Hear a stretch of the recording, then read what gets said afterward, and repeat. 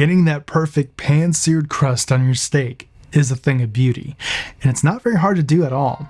In this video, I'm going to go over how to get perfect browning using a pan, along with some things to consider and a general guide on searing. Spoiler alert, you do not need to smoke up your entire house or set off any fire alarms. Let's dive in.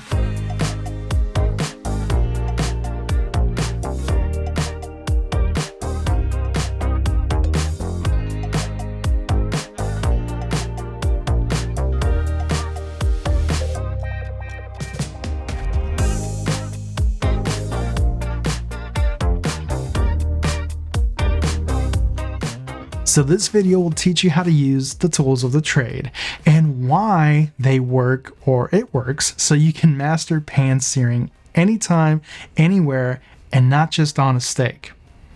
We won't be covering searing on a barbecue grill. That's a bit of a different story, and I'll likely cover it in a separate video. So let me know in the comments below if it's something you'd like to see in a future video regarding searing on a barbecue grill. Also, if you have any suggestions or great tips that you want to share, please leave a comment below and share the wealth. One more thing, if you found this video helpful or entertaining, please consider subscribing and joining our channel memberships. I would really appreciate it. So contrary to what some people want you to believe, your skillet doesn't really matter all that much. It does, and it can make your life a lot easier, but when it comes to searing, it's all about temperature control and moisture. And by that, I mean controlling your temperatures and limiting the surface moisture. And it doesn't matter if you're searing in a cast iron, stainless steel, or nonstick pan. Heck, you can even sear on top of your intake manifold for all I care. All joking aside though, the main culprit of reducing browning is the lack of heat and an overabundance of moisture. That is, the surface moisture on a steak needs to completely evaporate before it can begin to brown. But what is the Maillard reaction, commonly referred to as browning?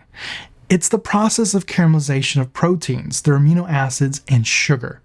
It's this reaction, along with a controlled amount of actual charring, that produces the deep flavors that we desire in a great steak. So as long as you do those two things, control your heat and the moisture, you will get browning. Pans or material will either get you there faster or more consistently. Stainless steel heats up fast and reacts to temperature changes very quickly. Both can be very useful or not when searing. Cast iron retains heat well because of its mass, and it's often referred to as the sear king. But in actuality, it's those traits that make it easier to sear on, or more predictable and dependable to sear on. You can also sear just as well with nonstick pans. Granted, you don't overheat the coating, which can be toxic. What's more important is properly preheating your pan and the oil to bring up the cooking temperatures to account for temperature differences of the meat, cooling the cooking temperatures. Heat flows from hot to cold, so you need plenty of it. Managing your temperature control is a very important part to searing. So let's talk about temperature. I wish I could tell you to sear at 450, 500 degrees, or crank the dial on your stove all the way. It's simply not the case. Remember, searing is a ratio of heat and moisture. You're going to hear me repeating that throughout the video.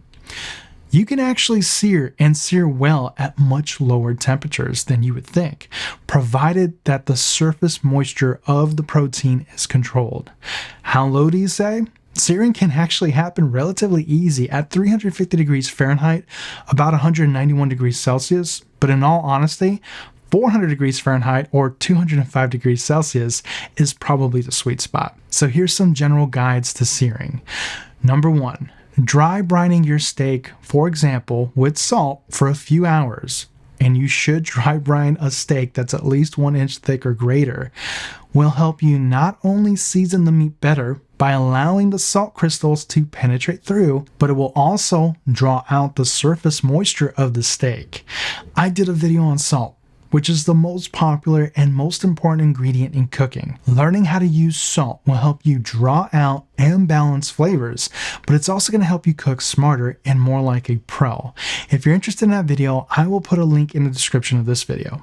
Number 2, pat your steak dry before laying it into the pan and between flips to minimize moisture and aid in the evaporation process. Now don't go crazy. We don't want to lose any seasoning, but give it a quick pat. Number 3, adjust your temperatures accordingly. Preheat your pan just like I mentioned before, but when the steak goes in, bump up your temperatures to compensate for any temperature difference.